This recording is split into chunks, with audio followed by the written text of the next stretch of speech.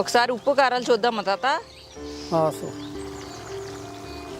చాలా అద్భుతంగా ఉంది తాత. కొబ్బరి వేసిన మూలంగానో ఏమో మసాలా అయితే మంచిగా అయింది.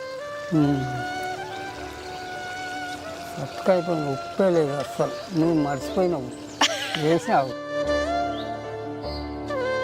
దీన్ని బట్టి మనకు తెలిసింది ఏంటంటే మొత్తమే లేదు సత్తుకు.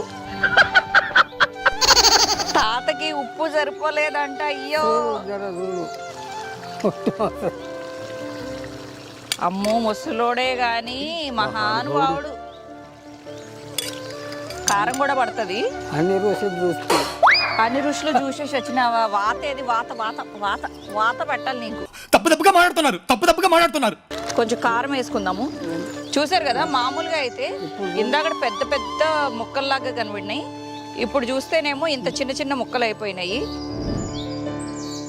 మంచిగా ఉడికిపోయింది, మొత్తం ఉడికేసింది, మొత్తం వాటర్ అంతా పోయింది బయటికి. ఇప్పుడు మంచిగా టైట్ అయింది. ఇప్పుడైనా జ్యూస్ చెప్పు తాత.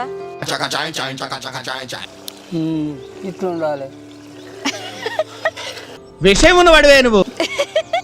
నేను 5 స్టార్ హోటల్లో కుక్కుకి అక్కడ కూర్చోబెట్టాలి. ఎలా ఉందో చెప్పు అని. టేస్ట్లు చూసే వాళ్ళకి కూడా జీతాలు ఇస్తున్నారంట ఈ మధ్య. తీసుకోపో మరి. మంచి నిర్ణయం తీసుకున్నావు. వెళ్ళి బాబు, వెళ్ళు. ఆల్రెడీ బీపీ గోళీలు వేసుకుంటున్నావు, ఇంకా ఆ జాబ్ లో జాయిన్ అయ్యామంటే ఇంకా ఏ గోళీ వేసుకోవాలో. ఒకటే గోళీ ఇంకా. ఏమైంది నీకు? ఏది